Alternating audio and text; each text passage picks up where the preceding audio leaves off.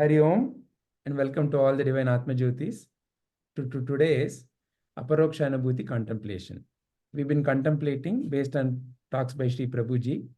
We are on day 4, and these are the questions through which we are contemplating our understanding. Manana Kriya.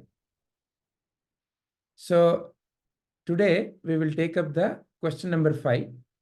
What causes the confusion regarding what I am? So you can elaborate on multiple aspects. Why not who I am? Why what I am? Is that a right framing of the question? And what causes the confusion regarding what I am? So that's the question for today to begin with. So let's begin. Who would like to start?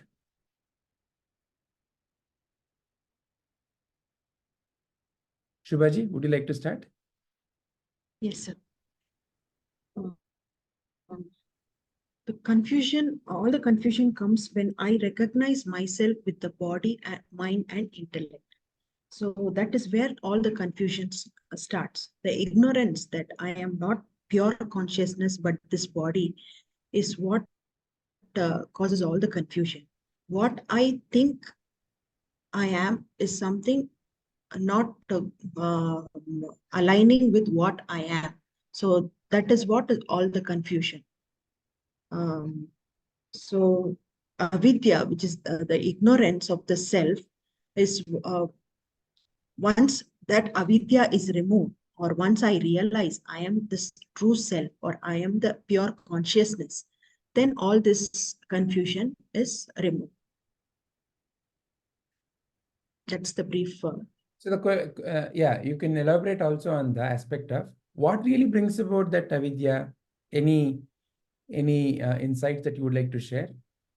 How does it happen like that? So what you said is avidya is the root cause, but Yeah. how does it happen in the first place? Because right from the beginning, we see, for example, when the baby is born, the baby doesn't identify itself with the body, but it is the society, it is people around it says that you are that, this body, you are this. That is how all the avidya starts. That ignorance of the self.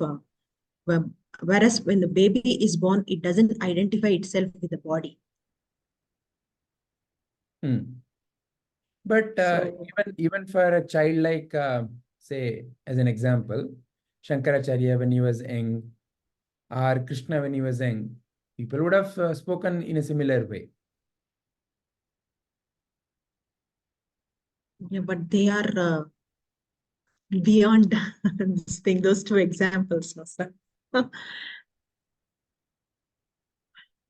So what is the difference? They already knew they are pure consciousness. So this avidya is only for a person like, or a jivi like me.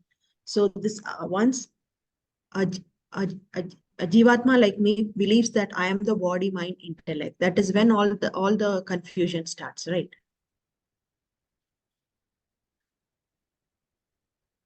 So there is some difference between Krishna and you. Yes. Okay.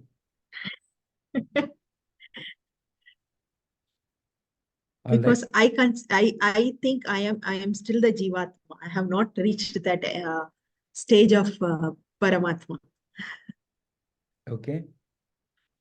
And what is your definition of how and when and where you will reach Paramatma?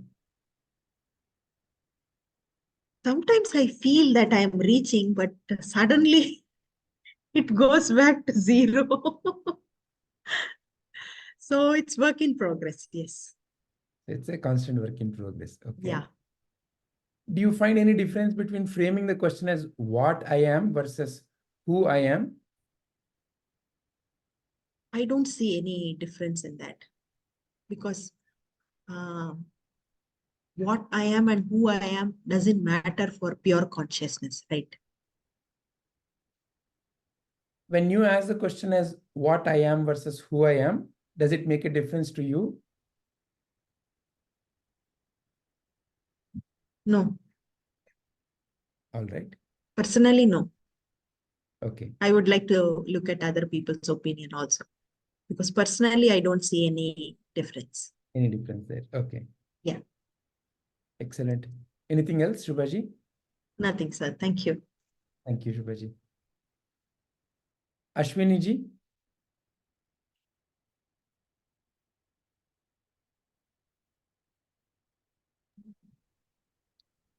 Vijayji, regarding the confusion is due to avidya, which is ignorance. So Guruji talks about avidya, ignorance, which leads to adhyasa, which is superimposition. So this is the error, which is due to this error we superimpose. Not we, sorry. The superimposition happens, and the Maya, that's what we, not sorry, can't use we in this session. So the uh, the world appears. So what causes, regarding that question, what you asked, the question what you asked regarding when did it start? You cannot say when it started because it was always there. How ignorance you cannot say, you can always say when I got knowledge, but you can't say when you got ignorance. It was always there. For example, let's say you don't know English. Okay, then you say, when was the ignorance? When did it start?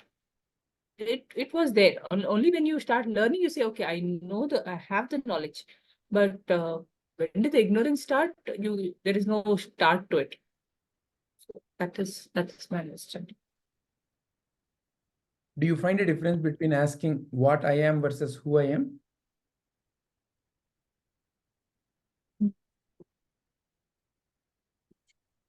I think there is not something, but I'm not able to figure out who I am. You feel that way. You Yeah. feel there's a difference No, in what versus who. but why? There is some reason why you have specific. I'm just, see, there is just like how Yeah. ignorance has no beginning, questions need not have to have a beginning. Question simply flows. Anybody can ask a question. That's why the job is easier. I don't know. It's more impersonal, no? When you say what I am, I you're not am looking at who I yourself am. as a. You're not looking at yourself as a person. When you say who I am, what I am, you're just looking at from an impersonal standpoint. At least language-wise, that's how it is. That's how it appears to be. I don't So know. who I am makes it very personal, whereas what I am makes it relatively impersonal. More like an object. More like an object. Okay. Very nice. Thank you, Ashwini ji. Padma ji. Yeah, so like both of them said, ignorance, ignorance and the conditionings that are happening from the time we are born leads to my association with the various roles that I play right from the beginning. So that is that attachment to that particular role is what creates the duality. And because of this duality, there is a confusion regarding who I am. So here, the difference between who I am and what I am is, what is something that is always changing. So it is more referring to what role are you playing now. So it is like, okay, I am a mother now. I was a student 5 years before.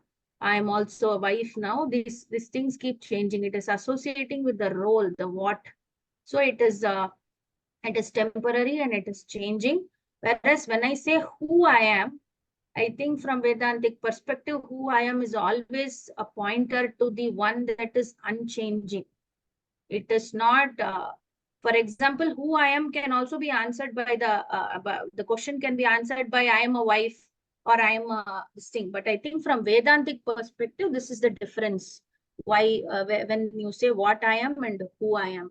So like Ashwini ji said, it is more like an object. So something, or rather, it is better if we put it like something that is changing all the time, something which is not permanent is referred to by what I am, whereas who I am is referring to the more permanent aspect of you, the eternal aspect of you. That's all, sir. Thank hey you. विषय Hari Om Deepaji. Hari Om Deepaji. Hariom sir We just started the contemplation of the questions. The question we have taken up for today, Deepaji, is number 5. What causes confusion regarding what I am? So this is the question that everyone is contemplating. Also, I've added one more point aspect to the question, which is there a difference when we ask the question, what I am versus who I am? So these are the two related questions. Can you share your perspective? what causes confusion regarding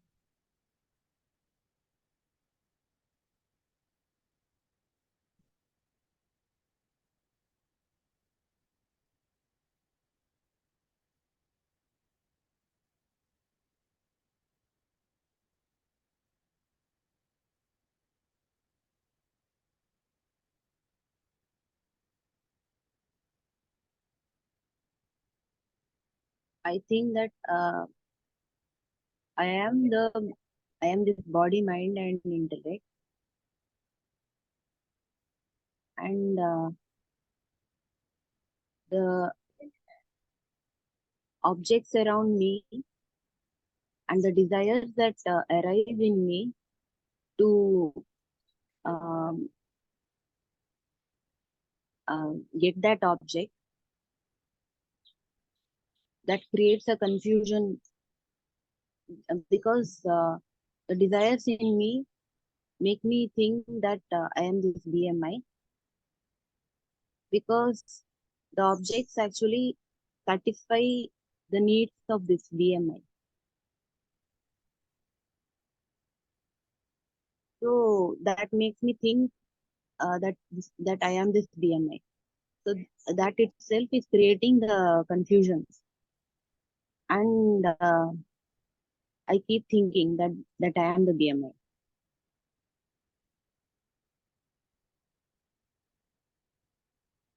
So it will be very difficult to um, understand that I'm not this BMI. So that itself is creating a confusion. So, Is there a if you put it in a single sentence, what would you say is the reason of confusion? in a single sentence, in the sense What causes the confusion? regarding what I am?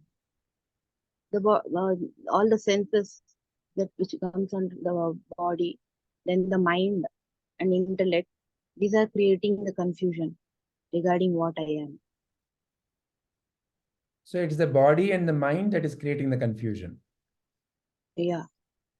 That's your viewpoint, okay? And do you feel there's a difference in asking what I am versus who I am?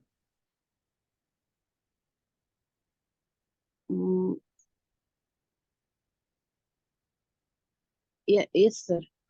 There is a difference. Okay. What I am is I am the body, mind, and intellect. Who I am is I am not the body, mind, and intellect. I am the a pure consciousness. So there's a difference. So you are not the body, mind, intellect then. Yeah.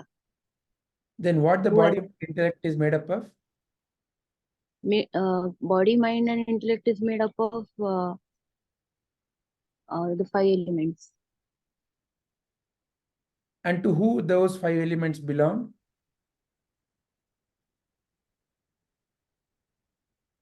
Mm.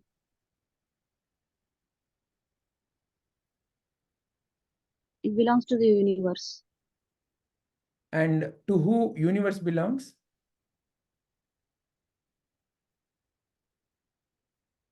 Universe And belongs. what is your relationship to universe?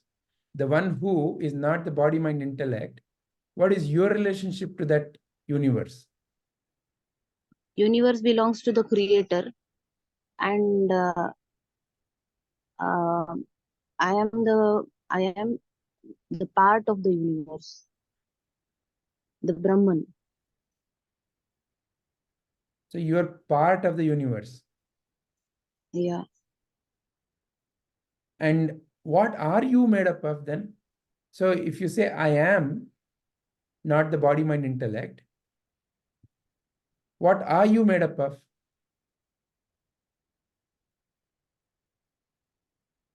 I am also made up of the 5 elements. Then suddenly you became body, mind, and intellect. That is just to live in this world, that I'm using the body, mind, and intellect. So it you also are nothing belongs. but body, mind, intellect then.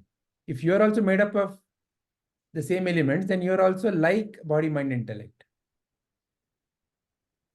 Are you also made up of body, the same elements as body, mind, intellect? Okay. No, sir. So first The you brought a consciousness. distinction that I am not the body, mind, intellect. Okay. Then what are you made up of? The question. Self is different from. Self is not made up of anything, but it uses the body and mind. And you know, the chain of questions you said, body, mind, intellect belongs to somebody called as a creator. Yeah. And you are saying you are not the creator.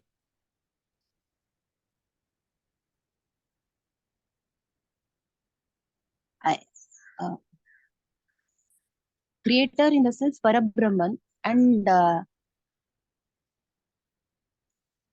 am a small part of the Parabrahman.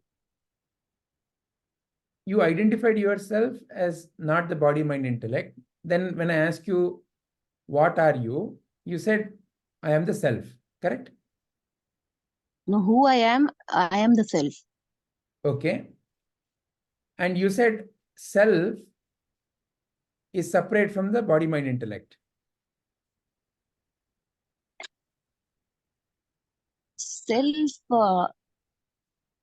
Self actually is using this body and mind that is given to the self. So there is a self and there is a creator.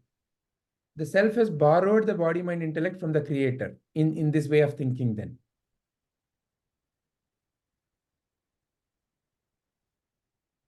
So now we are left with two. There is a self and there is a creator.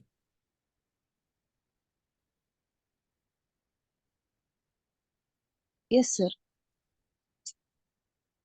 Okay. And where is this self and where is this creator then? If there are two.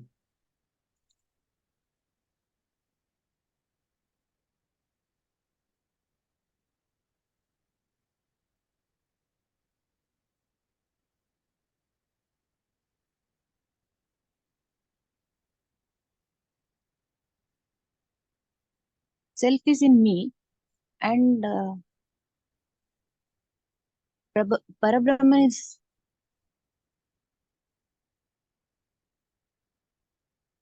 Now you brought another third one, me.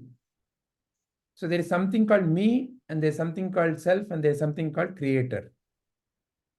So who is this me and who is this self and who is this creator?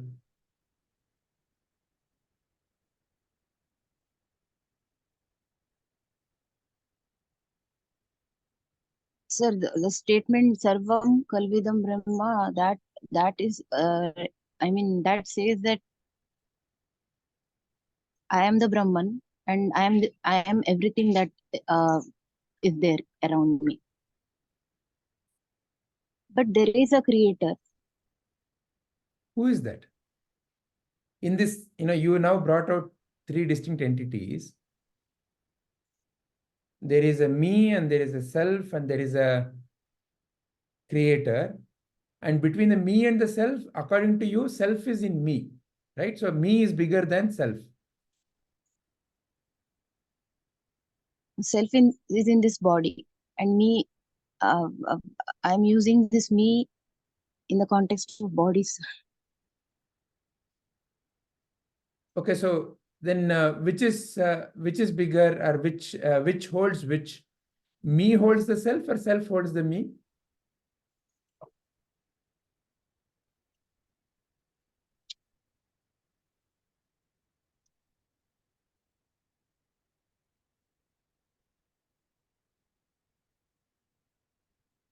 The bigger one is the self itself. Then your statement has to be reversed, right? Self, the me is in the self. No.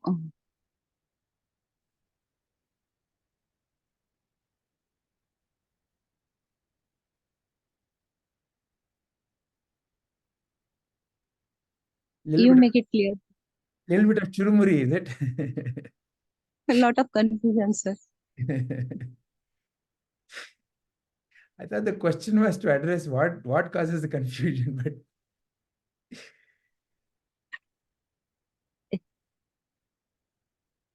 all right. So when we ask the question about what is the nature of reality, is fundamentally our quest or our focus is on nature of reality. What do we mean by reality? Something that is permanent. Because if something has to be called reality, it has to be permanent. So right now, Yes. let's take a very simple, direct living experience for you and me. Let's not go with the technical terms or other reading. Your and my immediate experience. You know, I am there. So there is no confusion about that. And that much is very clear and evident. I am there. Yes, sir. I am there. And I Yes. also am the nature of consciousness. Because it is I who is making sense of everything. Mm. This box is not able to tell me what it is, or this thing is not able to tell me what it is, but I seem to be able to make sense of, oh, this is a pouch, oh, this is a glass. So somewhere within me, there is a very inherent nature of ability to cognize, to perceive, to know. So the knowledge, the source of the knowledge is also within me. This much you and I can conclude from our everyday, every moment experience. Is this much clear? Is this much acceptable? Yes, sir. Okay. And now, when I ask the question, okay, but I also seem to see all these other things. And what is the relationship between me and that thing? This question may not necessarily begin as a primary question. This question may begin in different ways. It may begin as, oh, there is so much of, say, for example, change happening. I loved, somebody, and that somebody is now gone. What happened to them? So like that, it may begin like how it began to Buddha.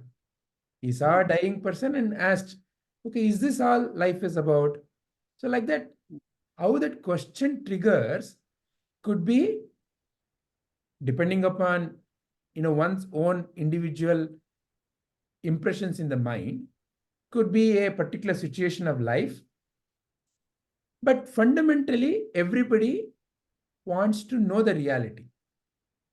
Everybody wants to understand this entirety and also feel at peace. When you and I don't understand something, we are not at peace. Like how it happens with the little children, no? We're in the classroom and somebody whispers a secret to somebody else, and you are sitting there and you are asking, hey, tell me what is it, what it is, what it is. And that person says, no, no, no, no, it's a secret. Then you're suddenly feeling out of place. You cannot really live in a place where people are around you sharing a secret and you don't know it. So that causes immense tension. Some kind of you may do whatever it is. You may start then dangling carrot. Hey, I'll give you chocolate. Please tell me that secret. So that person may eat the chocolate but may not tell the secret. Then you're again at loss. So like that, we all know how that inherent thirst is there to know something. And when you don't know something, you feel restless, right? So there seems to be a natural driver to know. To when you know, you feel at peace. It's like you have a tasty mango right sitting there in front of you. Until it becomes part of you, you feel somehow restless, right? So Yeah. in a similar way. So it's a very natural tendency, natural quest is there within you and me to know. So the direction of knowing, the knowing is wanting to know is important, is inherent, but the direction of knowing is where sometimes there can be confusion. So the direction of knowing, if it is focused on the so-called objects of the world, it's a never-ending one after the other. So you have learned a little bit of numbers, then suddenly somebody comes and says, okay, so now how much number you know? You say 100. Oh, I know 1000. Then suddenly you feel, oh, I don't know 1000. So you have to now learn from 100 to 1000. So like that, it's the knowledge about something that is external to you is a never-ending knowledge. That's the nature of the existence. And somewhere, thankfully, a question begins, then I cannot know, or is there anything that I know by which I can be at peace? So like that, the question can trigger in various different ways, like we already discussed. It could be a situation, it could be some other question prompted by somebody, like how it happened in the case of Tulsidas. If you had paid the same attention and amount of time in understanding Rama, in being devoted to Rama, you would be a free person by now. So that prompt by his wife, made Tulsidas become Tulsidas. So like that, there's an inherent tendency in us to become free, to be everything. We cannot be little. We have to be everything. So therefore, now coming back to the fundamental question, when I ask the question, who I am versus what I am, my true nature is Sat, Chit, and Ananda. We have already gone through the examination of I am not the body, I am not the mind, I am not the intellect. Now this na, I am not that, na iti, neti. This neti is primarily to separate and to show something that always exists. Not to deny that what appears is also you. It is only to help you and me understand that there is something that is permanent to you and there is something that is not permanent to you. There is something of you that appears and disappears. There is something that belongs to you that is always there. It is like, whose shirt am I wearing? My shirt only. It belongs to me. But is this shirt permanent? No, it is not permanent. It is there for some time, but it is mine in that sense. So in that sense, another example could be the dream example. So many characters appear in the dream. Now, what is the content of the dream? What is the dream made up of? The dream, at one level, we can say is made up of various characters, various places, various things, right? In dream, there's a mountain, there's a river, there's a bird, there is people, there is so many things happening. What is it made up of? It is made up of so many things. But what it is truly made up of, in dream only you are there. So it's made up of you only. And what is your inherent nature? Your inherent nature is Sat Chit, consciousness, existence. So you are the existence. I exist. So to exist, when we think of existence, it brings a impersonal or a objective feeling to the mind, right? This pouch exists, this glass exists. So existence aspect is usually connected to this beingness. Now, who is that being? What is the nature of that being? Is consciousness. So what I am, in a way, refers to the existence aspect. Who I am refers to, it is both are same, because Sat Chit Ananda cannot be separated. But purely in terms of understanding, the existence aspect is what gets highlighted through the what I am. I exist. And I am aware that I exist. And that awareness is who I am. So that object and the cognizance of my own beingness, both are together only. They are not separate. But to understand, we ask these questions. So this is the only reality. The reality is awareness. And that awareness only is expressing as all. How you can say that? Through your simple dream experience. While dreaming, so-called dreaming, what it is there, only you are there. Or who is there, only you are there. What are all the elements of your dream made up of? Must be from you only. And what is your inherent nature? Is existence and consciousness. So that's why everything appears conscious to you. Because your nature, you are giving the consciousness, the power of the consciousness is inherent in you. And that is what you are transporting to all those that are appearing as different objects. And are they truly different? They cannot be truly different. Why? Because they are appearing and disappearing. From where are they appearing? To where are they disappearing? The only place from where they are appearing must be you. And the only place they must be going is you. Because at least during the sleep, dream, there is no other. So through that simple and direct experience, you can come to realize that everything is made up of you only. That's why the example of the spider and the spider's web. What the spider web is made up of? Spider only. Because that whatever that comes out is within spider only. Just like how it comes out, and when the spider has to unwind, it goes and unwinds. It goes back into the spider only. So just like that, it is from within you. And the reason for the confusion is the lack of this examination.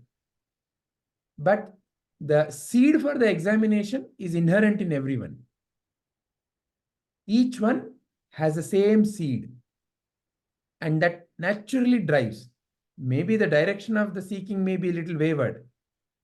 Just like how every sound, it may be a big sound, it may be a small sound, it may live a little longer, that vibration of that sound, but eventually all the sounds have to merge back into silence. Just like that, the fundamental question starts becoming sharper and sharper, and it will eventually lead to the only reality, that is nothing but who you truly are.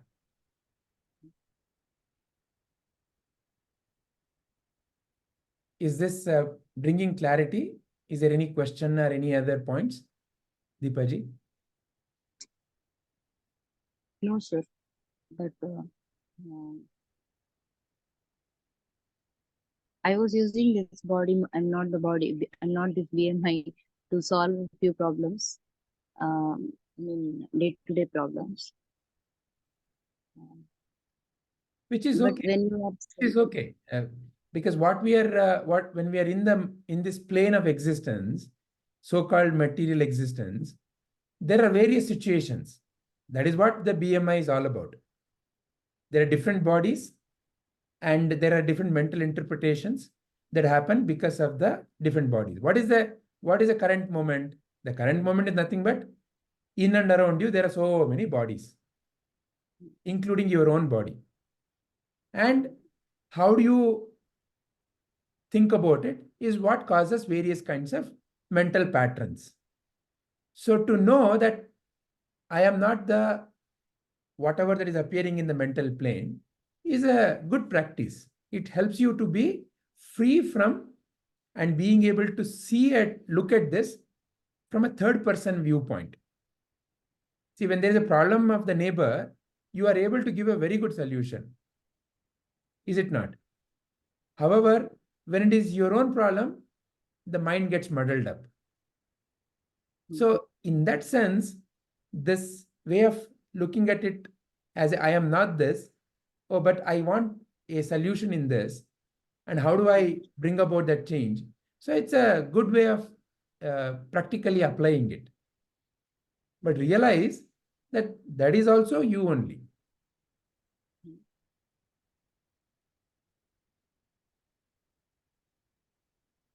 Does that make sense? yes, sir. Anything else you would like to add? No, sir. Shubhaji, Ashwini-ji, Padma-ji, anything else on this question? Sir, can you tell, is there a difference in asking what am I and who am I Yeah, so for that question? like how Ashwini-ji said, what is this? What is this? Generally, prompt what kind of how it is constituted, what it is made up of. That is the kind of the the reference that the language triggers, right? So similarly, when I ask what I am, so I am not a thing. As I continue to examine, I'm not a thing, but that thing which appears as everything. So that's why Brahman is also called as Sad Vastu. Sad Vastu. Sad Vastu means the only true object. So it's a fantastic feeling, right? It's the only true object, and it's the only true consciousness. There's no other consciousness. And this true object is also aware. So it's a self-aware object. And it is not an object that can be perceived through the so-called five senses. So in that way, what I am generally prompts the examination towards the object. What is this true object? Oh, I only am the true object. There is no other object other than me. But when I use the word object, it is not like any other object that I perceive through my five senses. It's a special object. Sad Vastu. Sad means Sat. Sat means truth. Only true object. True means what? That which never changes. That which never goes away.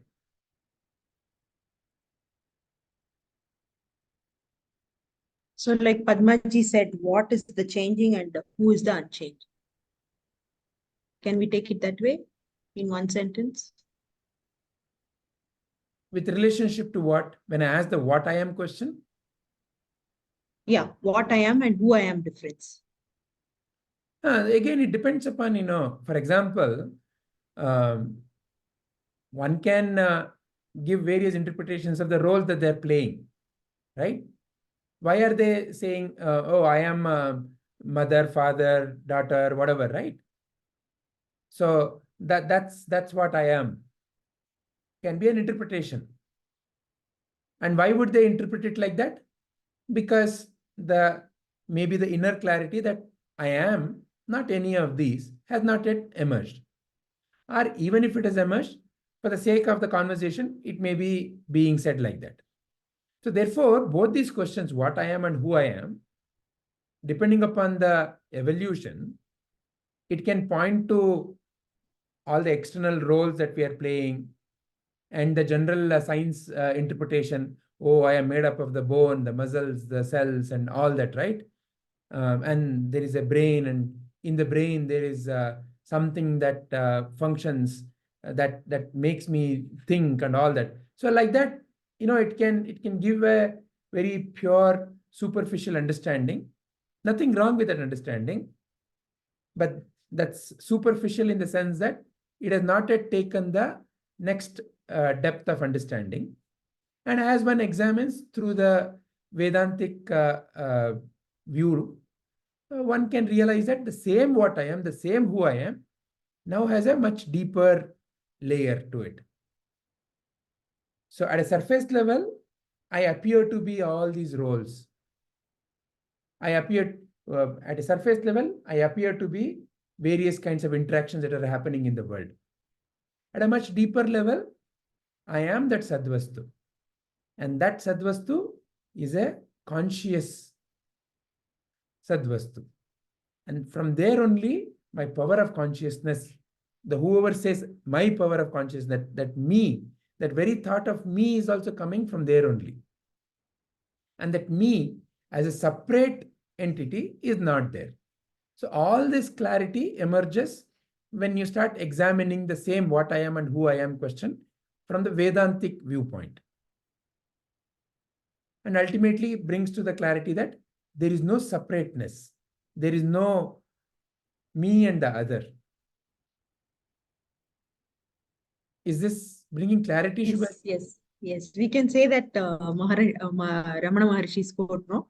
The point of asking who am I is never to get the answer, it is to dissolve the questioner. Okay, yeah, got it. Sir. Only unreality is a questioner. Thank you, sir.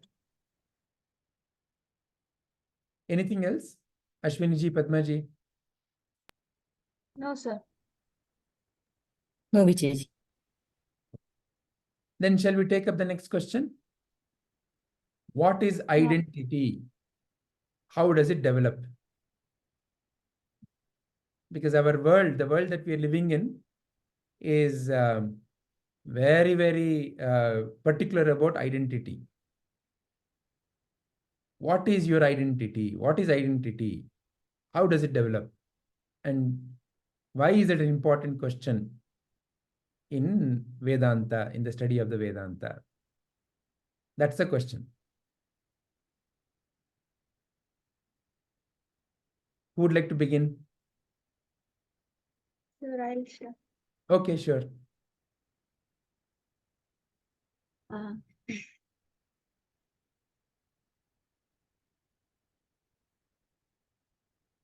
I think it also touches a little bit upon the previous question.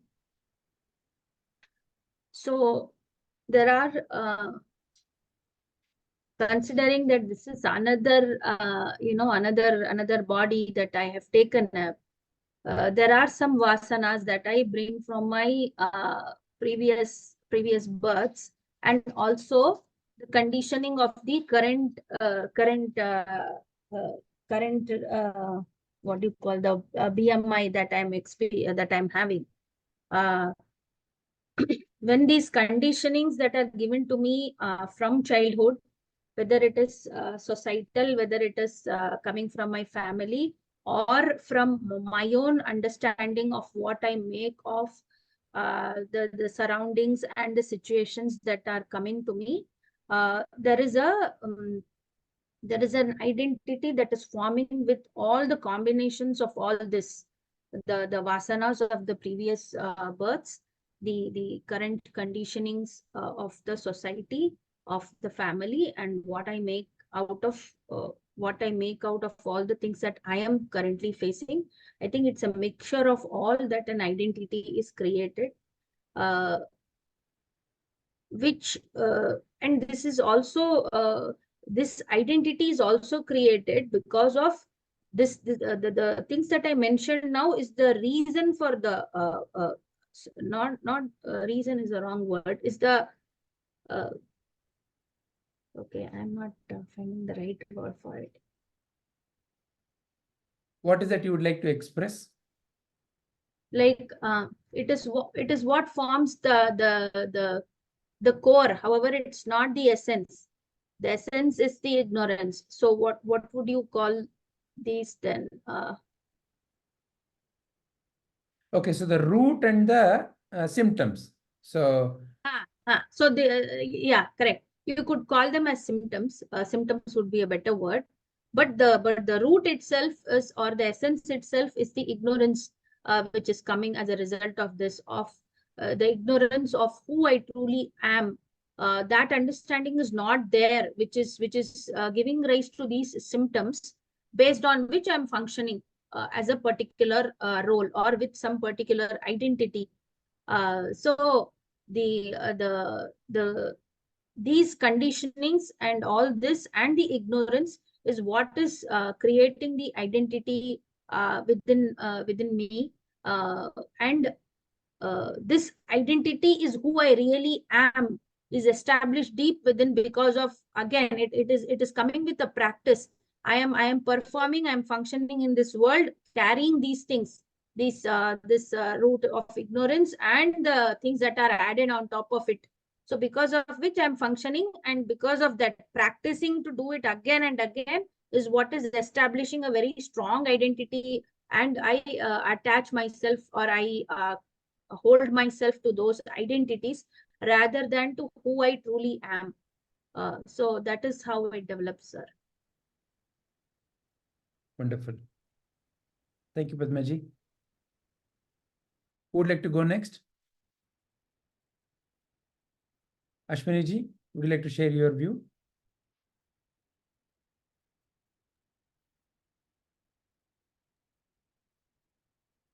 So the identity is because of the society. The society, what the child, when it's born, it has this this ignorance. And that's what all of us have this. The ignorance is there. But then due to the society, our self-identity is built up. When a child is born, it doesn't have anything. It doesn't know. It perceives everything. Everything is just an experience for it. But then when people start calling it names, Puta, Chinna, then you start interacting with the child, and then you start developing an identity. This is what Guruji has told us.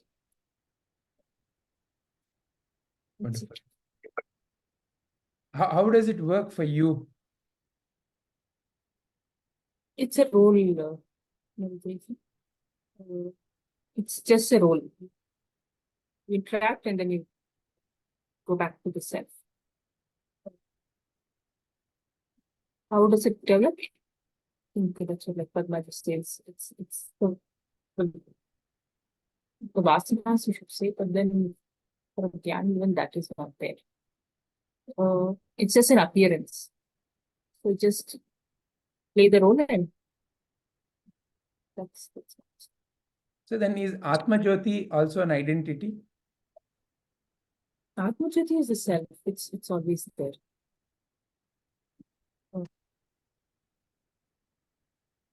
So that's not an identity.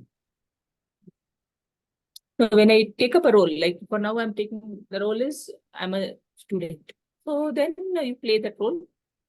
Whatever is required for that role, you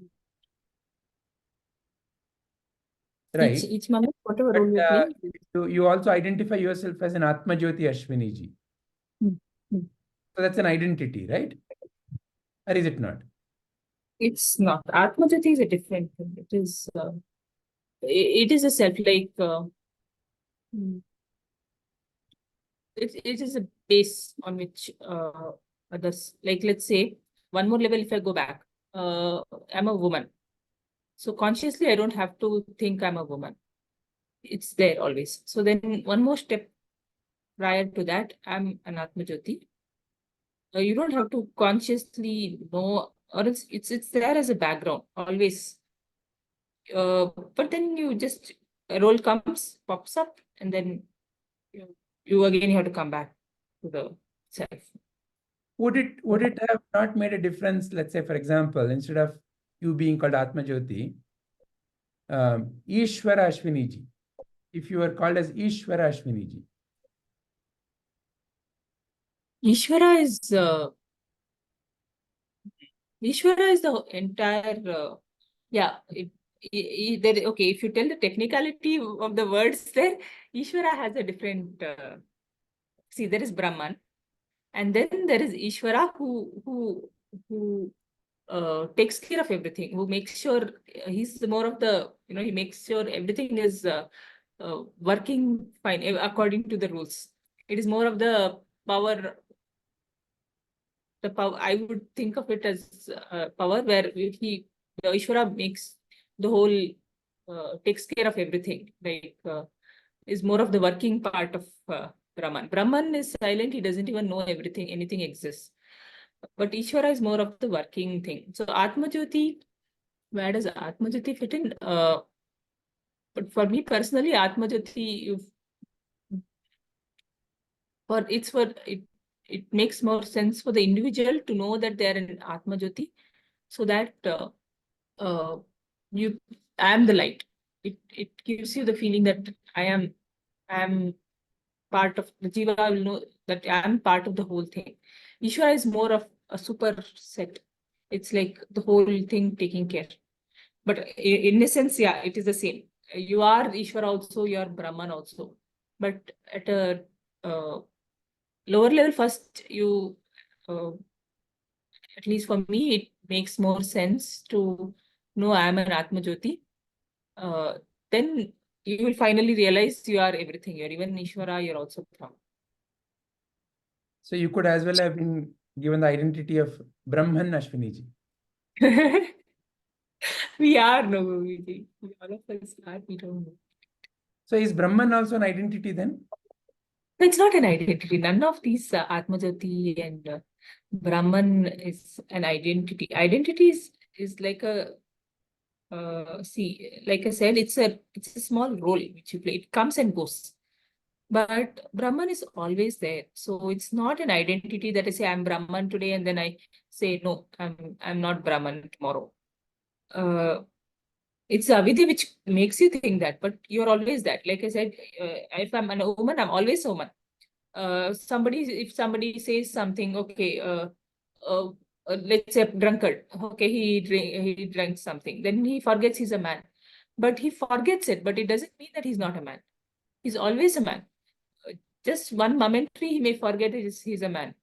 But again, he comes back to himself.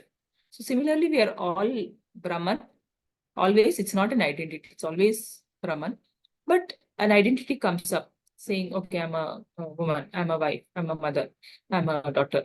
And then again, you come back to the Brahman. But during the sadhana, we also use sentences such as, drop your identification being a BMI. Know Yes. that you are Brahman. So, Yeah, that's what. you're So Brahman developing is a not an sense of identity. bigger identity, right?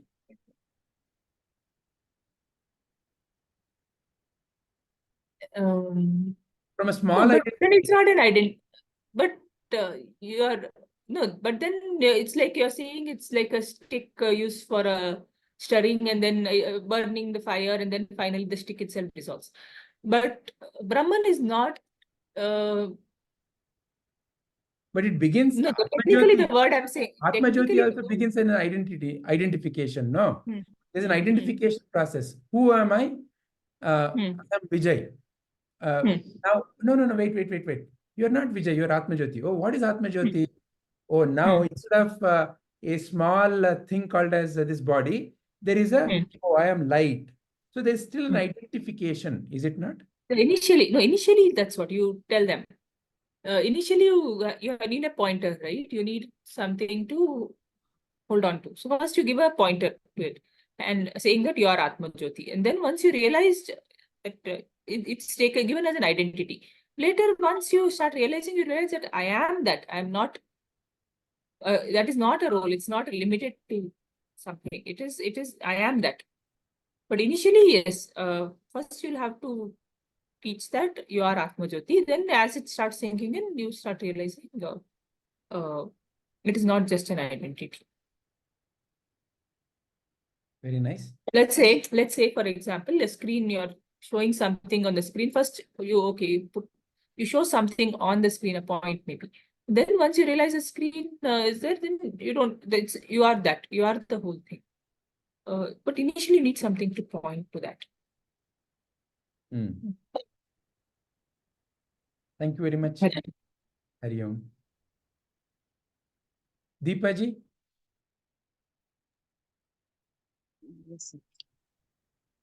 Yes, I will. The idea that I have about myself is given to me by society.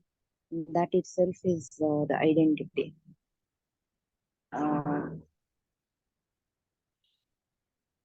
The Does it matter who conditioning. gave it to you? Does it matter who gave it to you? No.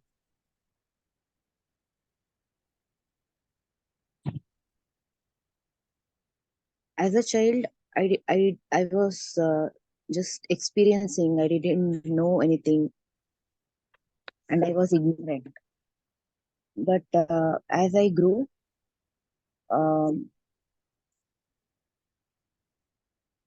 as I started accepting what the society called me.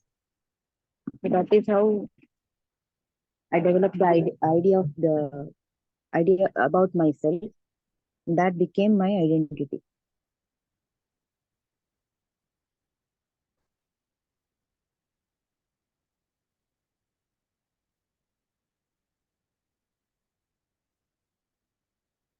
Anything more?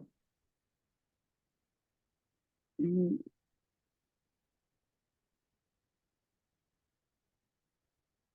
no, sir. Would you like to elaborate on how does it develop? Maybe taking some personal example. Is there anything in your personal experience through which you can say this identity, how it developed or how it develops?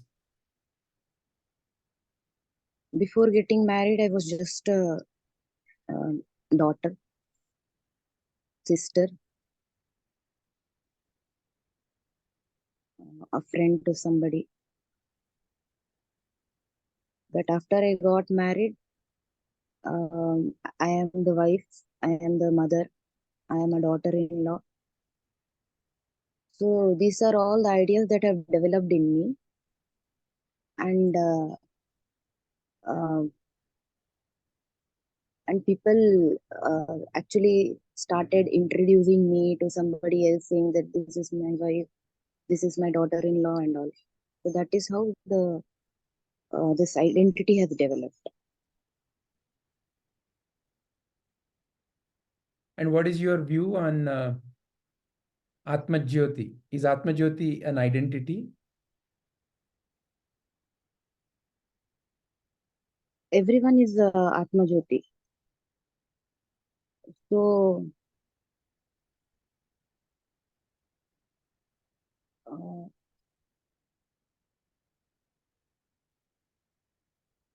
It's not an identity.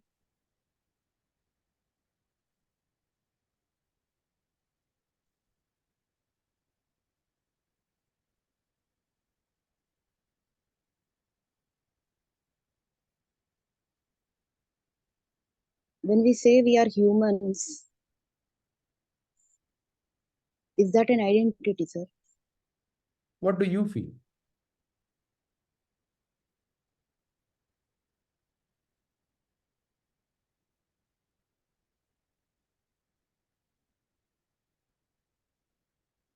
You Yeah, said, I yeah. think it's an identity itself. Hmm. But when we say I am this consciousness, the consciousness is there even in animals, isn't it? You speak from your individual viewpoint. So depending upon your own experience, you speak. Okay, sir.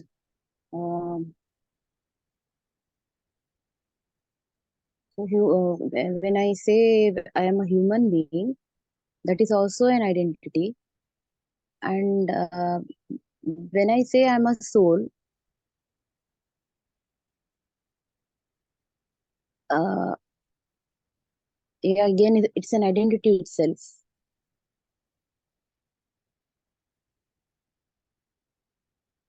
Because when I was born, I didn't know that I am the soul. Somebody taught me that I am the soul, told me that I am the soul. So according to you, even Atma Jyoti is an identity.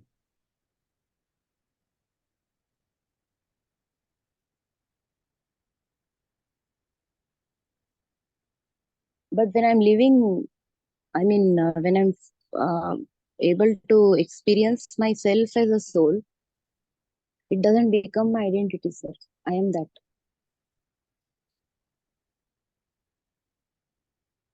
Okay, so just examine the last sentence that you said. When I am able to experience myself as a soul. Yeah, when I'm meditating, Hmm. when I am this bliss,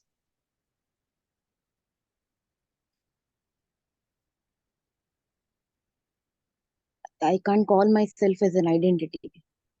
Hmm. I mean, I can't say that's an identity. Hmm.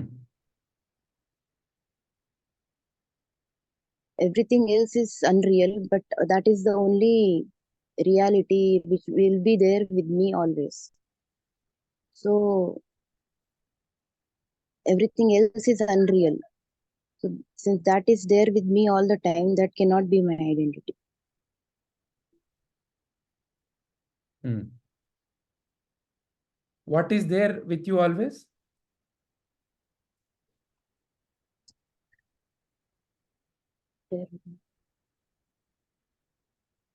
My nature as a soul, it's there with me all the time.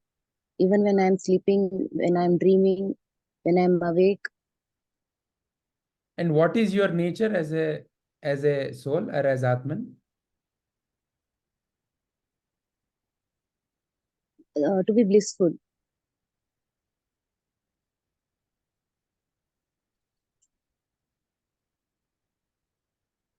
So now coming back, When is Atma Jyoti an identity or not an identity?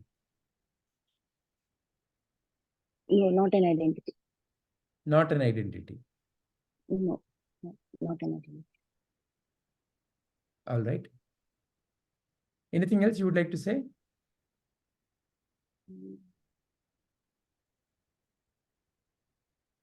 The role as a daughter or a mother or daughter-in-law, wife, everything, that will not be there when I'm in deep sleep or when I'm dreaming. It will be there only when I wake up.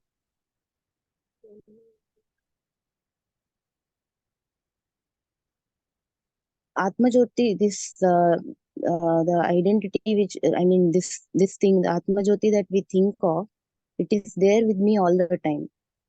So I am that, and I cannot call that as an identity, sir. But Atmajyoti is also a reference to that only, no? Just like how when you say I am a mother, who are you referring to? Are you referring to your Mother, hand as mother, your eyes as mother? What are you referring to as mother? mother is a word that is given to me after I gave birth to my child. Correct, that is correct. But what are you referring to when you say I am a mother? Are you referring to yourself in parts? This finger is mother, this eye is mother. Do you ever say like that? No, sir. So this entire, whatever that entirety is what you'll be able to, you are calling as mother, is it not? Yes, sir. Atma Jyoti itself is given different names, and that is what we call as identity.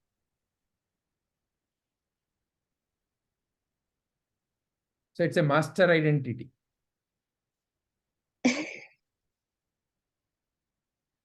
That is it's a reality, sir. So it's not an identity, it's a reality. Yeah, and that reality is given different identifying names. Called mother, daughter. And mother, daughter, and all that is simply identity. They're Yeah. not reality. No, Megha is not listening to this talk, no? she's listening. She's listening. Oh, so the mother is not reality then. To function in this world, it is a reality. Otherwise, truly speaking, it is unreal. All right. Wonderful. Thank you very much, Deepaji. Thank you, sir.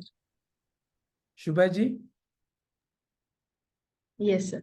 What is identity? Identity that I am body, mind, and intellect is the what we carry around. But it is not that. We are actually I am eternal, infinite consciousness is the true thing for me. How does it develop? It develops with the ego fed over the years, and it develops because the world around me and because of the conditioning that as soon as I am born, I'm said I am a girl, I am beautiful, I am born in this country, I am born in this family, all that, it all adds up as that is how it develops identity. And over a period of time, once I join school, they give the identity that I am intelligent or I am not intelligent. Then it comes and I am a accountant or a doctor. All that develops. It starts developing in each stage of your life. The identity keeps either getting better or it gets worse. So the ego keeps inflating over a period of time till you realize that this is all not true, until you start suffering. You don't realize that this is just inflated ego. So when I realize that I am not all these things and I am pure consciousness, that is when all my identity drops. So I would say even Atma Jyoti is, when somebody calls me an Atma Jyoti, it may be an identity for someone else. But for me as a person, as Deepaji rightly put, that is my reality, not an identity. Yeah, this is the brief thing, what I understood. So. Very nice. Thank you, Shubhaji. There's a wonderful little story that I've heard from Acharya Vinay. So it's about his college days. So they wanted to play a Mahabharata story. Some of you might have heard this story earlier from me. So they wanted to play this Mahabharata story. They needed Pandavas, of course. So for the Bhima, they needed somebody well built. And they had Altaf Hussain. And they asked Altaf Hussain, hey, come play Bhima. He said, hey, how can I play? I am a Muslim. They said, hey, come on, this is only a drama. Da. Nothing changes. So he played, and he played it so well that it became so popular in Mysore, no, during Dasara. Not these days, but those days, they would invite you for drama.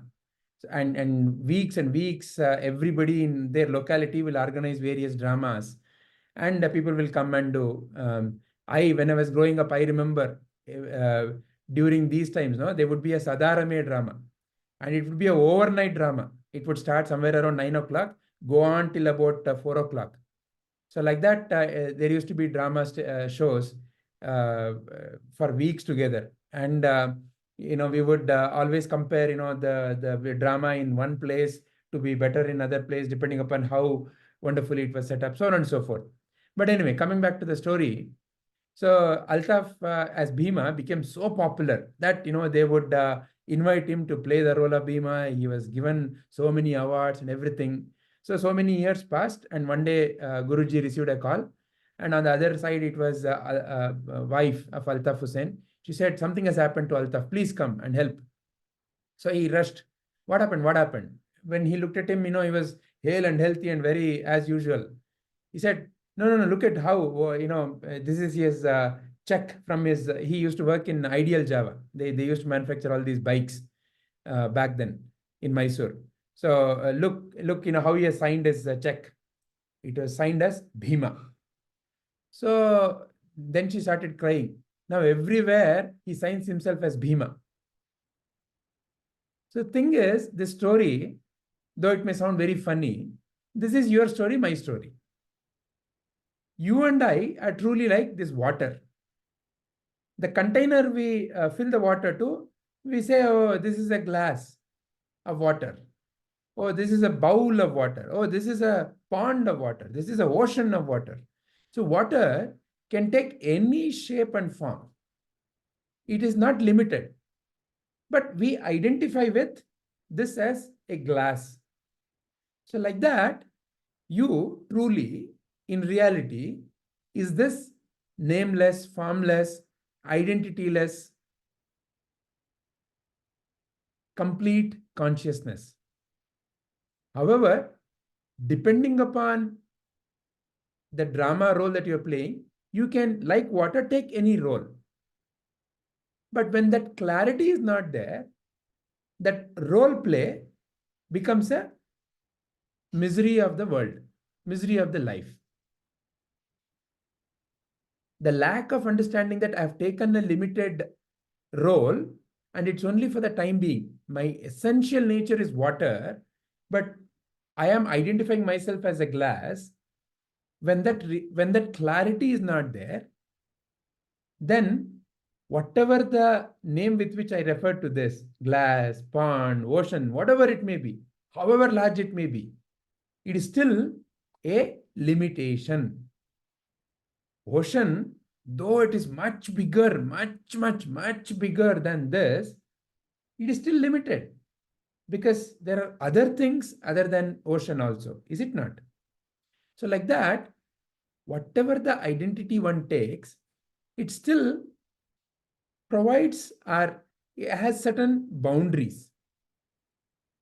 So whenever I have not become clear about that this is the nature of how the game of life is played, then that identity becomes my limitation. Who I think I am becomes my limitation. And that can be identified in many different ways. I can identify through my body parts, good looking, bad looking, beautiful, ugly, man, woman, tall, short. Everything is a different kind of an identity. So various kinds of mental attitudes are also given the name, right? The mother, the father, because these are mental tendencies. Through the same body, mother would also express us. Through the same body, sister would also express us. Through the same body, wife would also express us. So in a way, there is a mental attitude to which we have given a certain name, mental vritti to which we have given a name. That also is an identity. So when we think in terms of life, life is nothing but a game of identities. Game of identities. who I am, what I am recognized with. So, for example, what is your caste and what is your community? That's also another identity. So, like that, there may be smaller identities, slightly larger identity. But the tendency in you and me is to identify ourselves with something larger. We don't like smaller and petty identities. If somebody only treats you like a woman or a man, like a body part, you don't like it. You want to be treated with dignity. So there is something else that is already inherently there, which is already aware of its truth, but for whatever reason, the truth is masked, the truth is hidden, the truth is not recognized, and because of that reason, the eternal being, the all-encompassing, takes a limited role, which has a tag called identity. And that is when Sadhguru comes and breaks that pattern by giving a larger identity. So, Atma Jyoti is initially a larger identity. You are not Uma, Rama, Deepa, Ramesha, Umesha. You are Atma Jyoti. And all the other things are something that you, Atma Jyoti, are playing. So it's in a way a larger identity that encompasses all other identities. But any word through which you refer to reality is in a sense a identity, because it's a word to begin with. And that is where through the teachings one can become clear that word is a pointer to something else.